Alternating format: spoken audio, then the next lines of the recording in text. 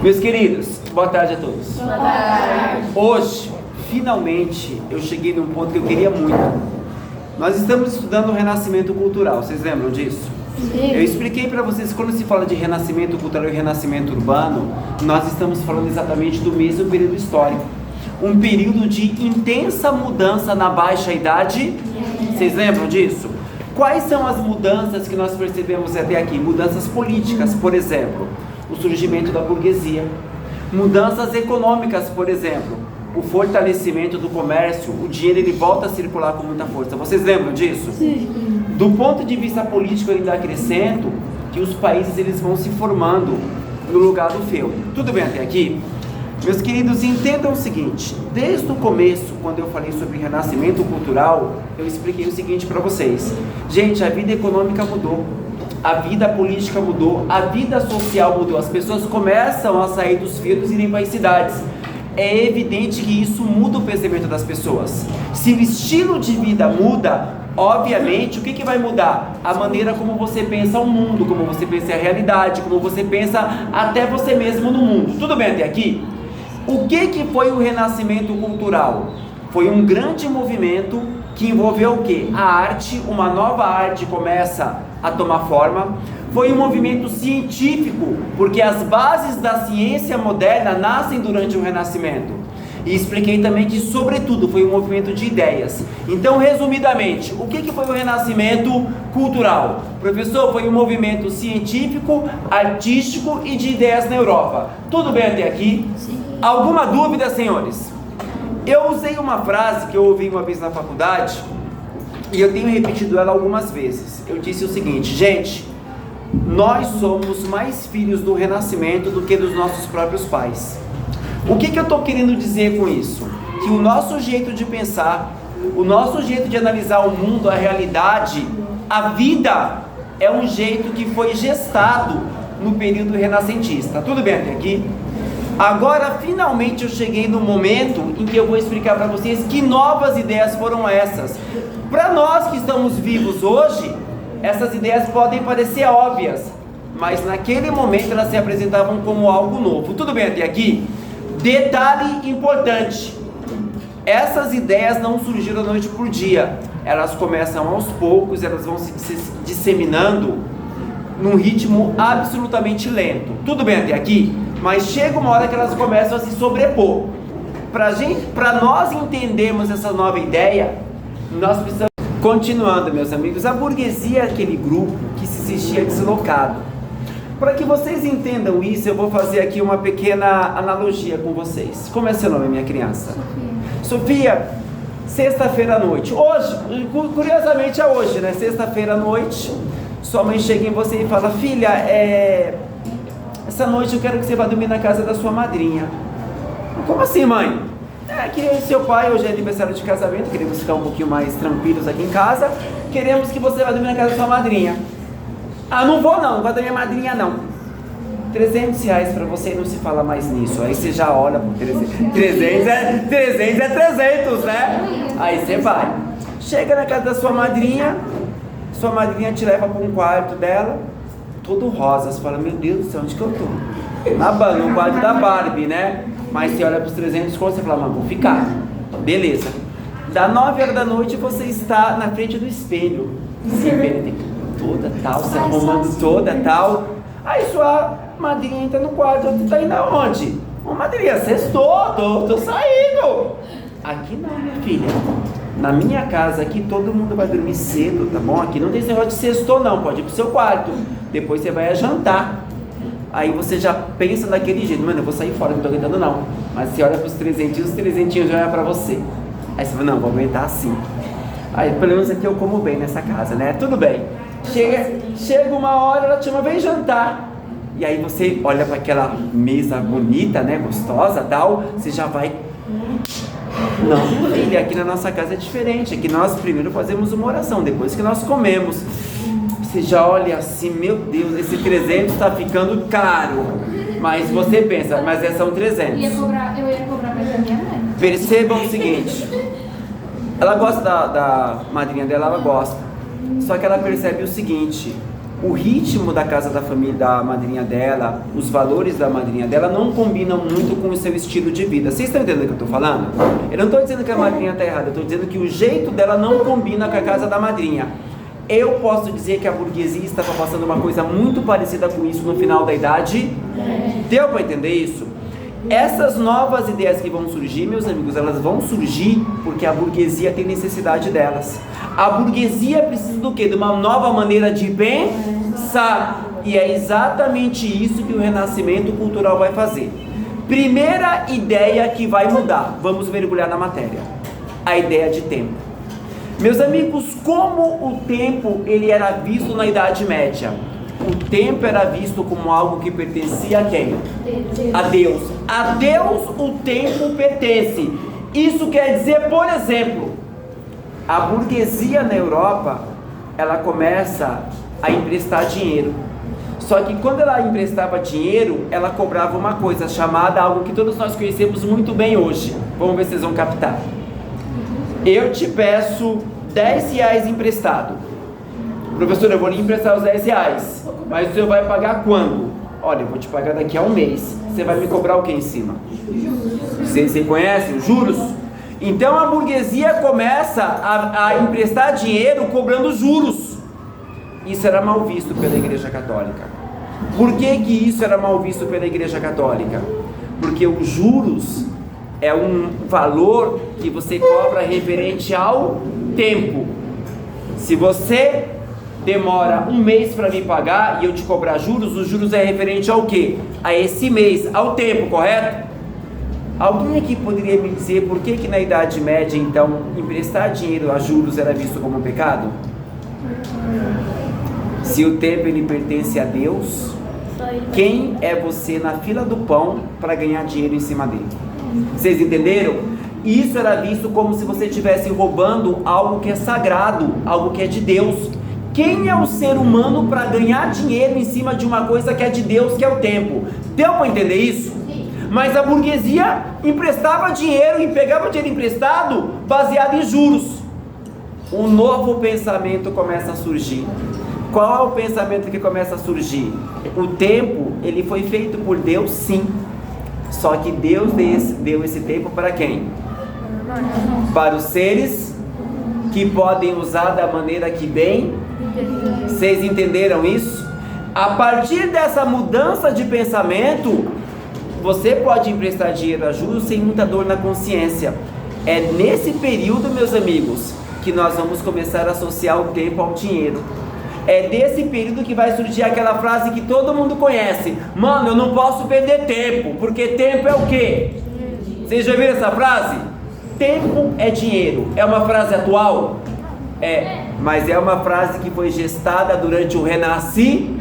Vocês entenderam isso? Mano, vou rapidinho. Mano, entregador, um Uber na rua. Não posso perder tempo, porque tempo pra mim é o quê? Ficar parado é perder tempo. Não é à toa, meus amigos. Olha que coisa interessante. O comércio pegando em todas as cidades medievais. As pessoas fechando negócios a todo momento. O que que as grandes igrejas começam a colocar em cima da torre delas? Grandes relógios. Para quê? Para que você consiga fechar negócios. O Big Ben está na Inglaterra até hoje para provar isso. Deu para entender isso? É um período, meus amigos, em que você saber a hora, você saber o dia é importante. Por quê? Eu compro de você, eu quero saber que hora que você vai me entregar. Qual é o prazo de pagamento? Então percebam que o tempo agora passa a ser um fator importante para você fechar os negócios. Deu para entender o que eu estou falando? Então essa nova lógica do tempo é uma lógica renascentista. Vamos recapitular. Na Idade Média acreditava-se que o tempo pertencia a quem? Durante o Renascimento, qual é a nova ideia? O tempo passa a pertencer a quem?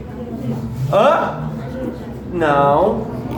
Perdão, no Renascimento o tempo passa a pertencer a quem? Os seres humanos. Quais seres humanos? Nós. Deu para entender isso? Alguma dúvida, senhores? Um outro aspecto importante. Meus queridos, na Idade Média, as pessoas tinham muita fé religiosa, vocês sabem disso, não sabem? Qual que era a instituição mais poderosa do mundo medieval? A igreja. Vocês lembram disso? Então, nesse período, meus amigos, a fé era a coisa mais importante. Meus queridos, eu pergunto para vocês, o que é a fé? É a nossa capacidade de acreditar em algo que necessariamente nós não conseguimos provar. Eu acredito. Me prova que tal coisa existe. Eu não preciso de prova. Eu acredito. Deu para entender isso? Isso é a fé.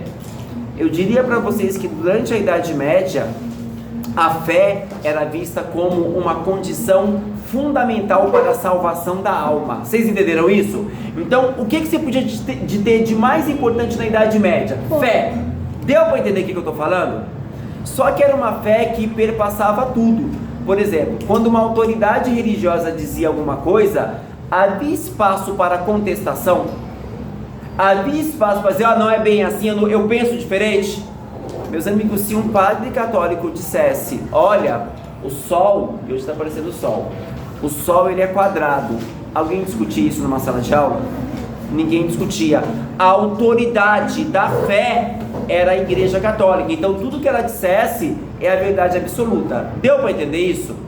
Alguma dúvida? Entretanto, no Renascimento, meus amigos, algo vai mudar. Uma visão mais racional.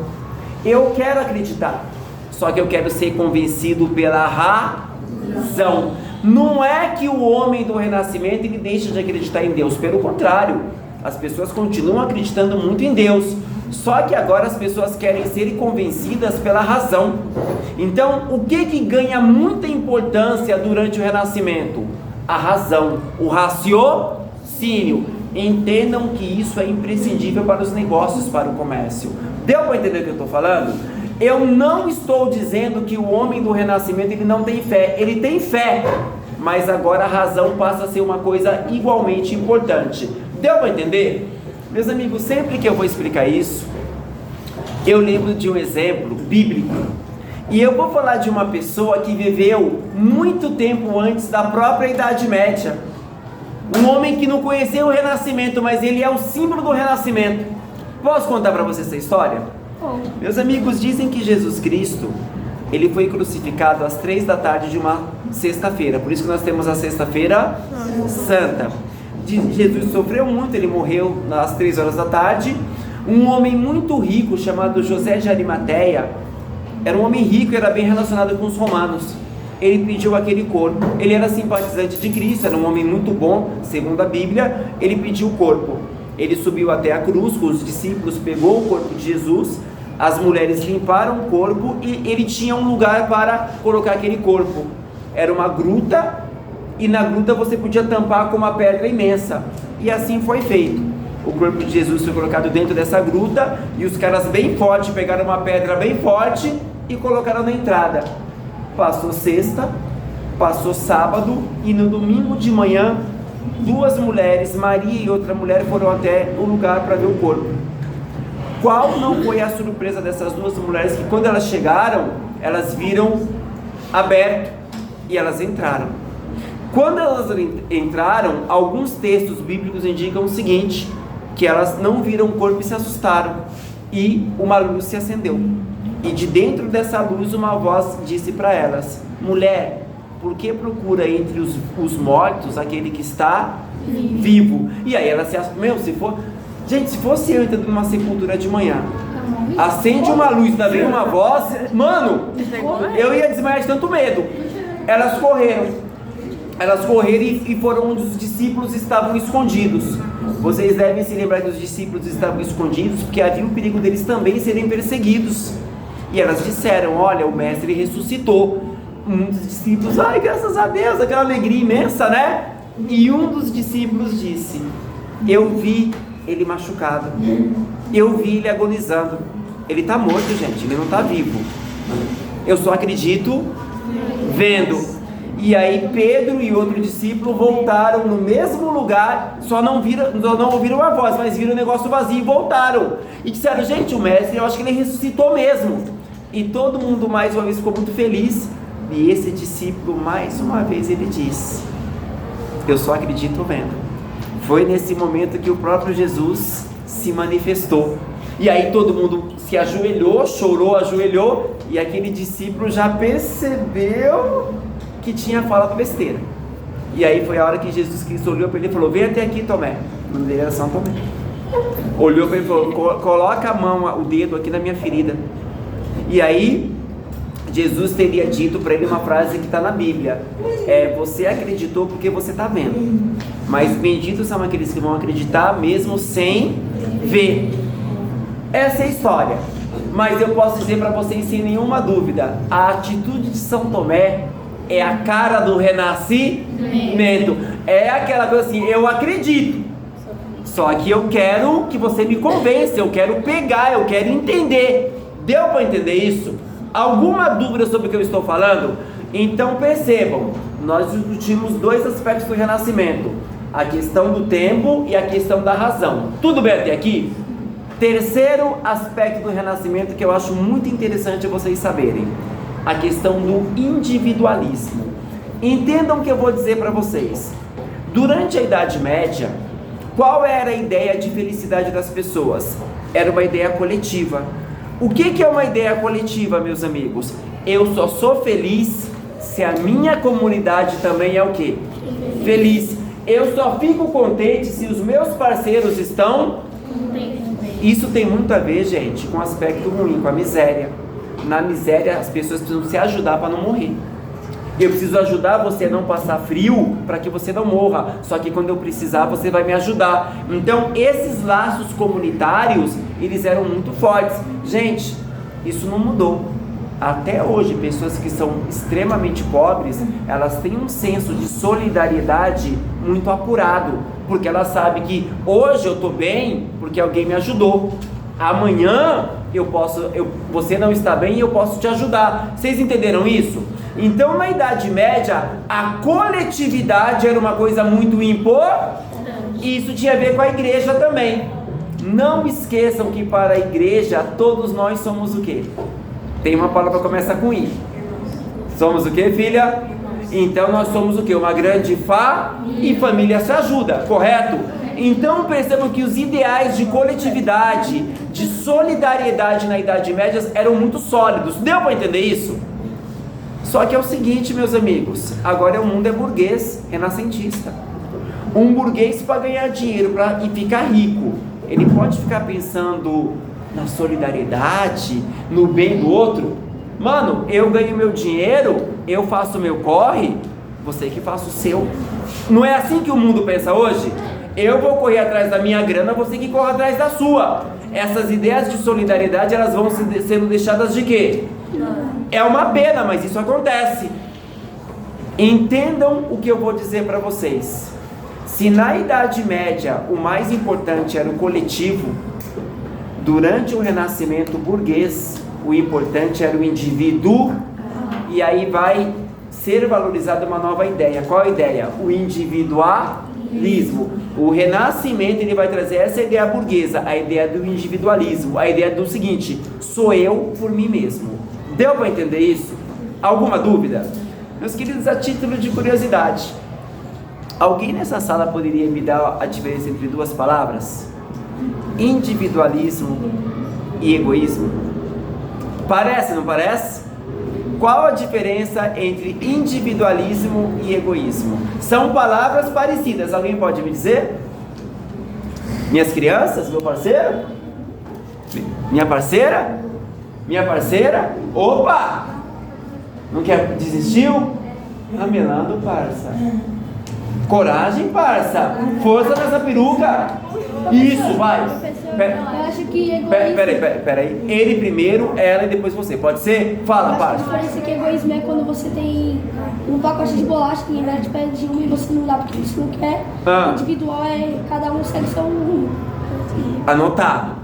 E eu gostei do que você falou. Não estou dizendo que está totalmente certo. Fala, filha. Acho que o egoísmo é quando só pensa em si mesmo. Concordo, né? E o individualismo é quando, tipo, você pode, só que você quer o meu. Tá anotado. Você, minha princesa. O egoísmo é... Fala alta, mulher. Claro, também. O egoísmo, tipo, você tem, só que você não quer dividir com nenhum. O individualismo é assim, cada um vai atrás do seu, mas se você não tem, eu posso te ajudar. Então, Gostei. Se eu somar todas as respostas aqui, tem a resposta correta. Vocês estão de parabéns. Toca aí. Toca aí, meu parça. Toca aí. Tem que ter mais coragem, viu, mulher? Parabéns, Cia. Você sempre me surpreendendo. Meus amigos, é o seguinte. Vou usar o exemplo do Big Mac. Posso usar o exemplo do Big Mac? Até é uma covardia fazer isso essa hora, né, gente? Covardia. Mas vamos lá. Eu estou aqui com o Big Mac. Eu sou um homem individualista. Como é seu nome, meu parceiro? João, chegou o professor. Fome do caramba aí, professor. Dá um tequinho aí pra mim. Eu sou um cara individualista. Eu vou falar o seguinte pra você, cara. É o seguinte, beleza. Eu vou comer aqui um pouco, vou matar a minha fome. Mas no final, pedaço pra você. Eu penso em mim primeiro. Se der, a gente vê o seu lado. Esse é o individualista. É o que você falou, certo? O egoísta não, velho. Professor, dá um teco aí. Cadê os seus problemas, velho? Acabou. Vocês entenderam a diferença? Quando o professor fala de individualismo renascentista, não é que eu deixo de pensar no outro, mas eu começo a ver o meu lado antes de qualquer coisa. Deu para entender o que eu estou falando? Você é uma pessoa individualista? Pode falar. Porque eu não sei. Você é individualista? Mais ou menos. Você é individualista? Não sei, eu não resposta. Você é individualista? Não. Você é individualista? Você é individualista, minha linda? Mais ou menos, filha. Não vai essa cara de enterro não, filha. Tá tudo bem. Relaxa. Tá ok? Eu não estou dizendo que individualismo é uma coisa errada. O egoísmo eu concordo que é uma coisa muito errada. O individualismo é uma coisa que eu preciso pensar em. Tudo bem até aqui? Vamos seguir adiante? Meus amigos, quarto ponto. Que horas são? Dá para falar sobre esse pelo menos. Eu queria falar sobre a questão do heliocentrismo. Hoje é um dia que o heliocentrismo me faz feliz. Vocês sabem o que quer dizer a palavra hélio? Hélio? Alguém falou lá na frente. O que quer dizer isso? Hélio? Sol. Árvore. Céu. Sol. A palavra hélio vem do grego, quer dizer sol. Deu para entender isso? Professor, me permita que eu entenda isso melhor. O que é heliocentrismo? Entenda o seguinte. Durante praticamente a primeira parte da Idade Média, o que se acreditava na Europa medieval? Que nós somos os únicos filhos de Deus. Que tudo que existe no mundo foi feito para quem? Para nós, certo? Então os rios foram feitos para a gente, as florestas foram feitas para nós, o ar foi feito para nós, o mundo, as estrelas, o sol, tudo foi feito para nós, correto? Qual era o pensamento que existia durante a metade da Idade Média? Que o planeta Terra estava parado e tudo que existia girava em torno do planeta. As pessoas acreditavam nisso. A Terra estava parada e todo o universo ele girava em torno da Terra, porque lá moravam os únicos filhos de quem? De Deus. Tudo bem até aqui? A igreja promovia esse pensamento e defendia com muita força. Entretanto, durante o Renascimento, eu já expliquei para vocês, as ciências deram um pulo para frente. Vocês lembram disso? Alguns estudiosos, eles começam a observar as estrelas, começam a observar os outros planetas, começam a observar o Sol. E o que eles começam a perceber, meus amigos? Que na verdade, a Terra, ela gira em torno de si mesma, mas é a Terra que gira em torno de uma estrela maior. Que estrela maior é essa? Sol. O Sol. Então, no caso, é o Sol que está no centro de... O nome desse pensamento é heliocentrismo. É o pensamento que está no livro de ciências de vocês, de ciências e de geografia. Quando você estuda o sistema solar, você entende isso, que todo o nosso sistema solar ele gira em torno do Sol. O movimento de translação. Vocês sabem que a Terra tem dois movimentos. Rotação, ela gira em torno do próprio eixo. É a ideia de dia e noite, não é isso? E translação. E nos explica o que? As estações do ano. Deu para entender? Esse é um pensamento básico, não é? Só que naquele período você acreditava nisso era uma coisa nova. Para vocês entenderem como esse pensamento ele abalou as estruturas, vocês já ouviram falar de Galileu Galilei? Galileu Galilei, gente, ele era uma espécie de cientista da época. E ele observava os astros, as estrelas tal, e ele disse, olha, observando aqui, eu tenho a impressão que é a Terra que gira em torno do Sol. A Igreja Católica gostou disso? Galileu Galilei, ele foi acusado de herege. Uma pessoa que é contrário aos desígnios da Igreja Católica, um inimigo de Deus. Ele foi denunciado, ele foi julgado e ele foi condenado. Ele poderia ter morrido numa fogueira, só que Galileu Galilei era um homem rico, era um homem bem relacionado. Então o que fizeram para ele? Nós vamos te condenar, só que não a fogueira, a gente vai te condenar à prisão domiciliar pelo resto da sua vida, vai ficar dentro de casa, só que com uma condição: o Senhor vai desmentir publicamente tudo que o Senhor falou. Meus amigos, quem tem medo, não tem? Quem quer morrer numa fogueira? Ninguém quer morrer numa fogueira. O que Galileu ele vai fazer no século XVI? Ele vai renunciar tudo que ele disse. Ele vai dizer, olha gente, na verdade foi um engano, não é bem assim. E aí ele foi condenado. Deu para entender isso? Galileu Galilei só foi perdoado pela Igreja Católica, meus amigos, 500 anos depois. Eu estava vivo.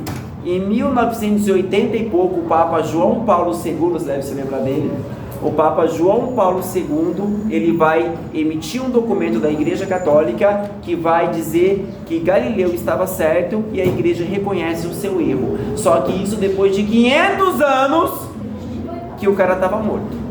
Deu para entender o que eu estou falando? Tudo bem até aqui? Alguma dúvida, senhores? Eu sei que a aula está acabando. Para a gente poder fechar essa aula aqui, eu queria fazer uma pequena brincadeira com vocês. Vocês vão responder Idade Média ou vão responder Renascimento, tudo bem? Posso começar a dar ideia aqui para vocês? Sim. Vamos lá. Idade Média ou Renascimento, duas respostas. O tempo, ele pertence a Deus. Idade Média. Hã? Idade Média. O tempo pertence aos seres humanos que podem usar. Renascimento. Tá, ok. A fé é a coisa mais importante. Idade Média. A fé é importante, mas a razão também é importante. Renascimento. Tá, ok. O individualismo é algo importante. O ser humano precisa correr atrás do seu. A ideia do coletivo, ela é mais importante. Idade Média. Tá, ok. O Sol está no centro de tudo. A Terra está no centro de tudo. Hã? A Terra está no centro de tudo. A Terra está no centro de tudo? Hein? Eu só para você. A Terra está no centro de tudo. A Terra está no centro de tudo. Certeza? Não. Mas vai dar certo, gente. Só para recapitular, porque nessa última parece que ficou um pouco de dúvida. O pensamento de que o Sol está no centro de tudo é um pensamento novo, é um pensamento renascentista. O que prevalecia antes? A ideia de que a Terra estava parada, estava no centro de tudo. E há quem defendia que a Terra naquele período não era redonda, era o quê? Plana. Era plana. E tem gente que pensa assim até hoje. Por favor.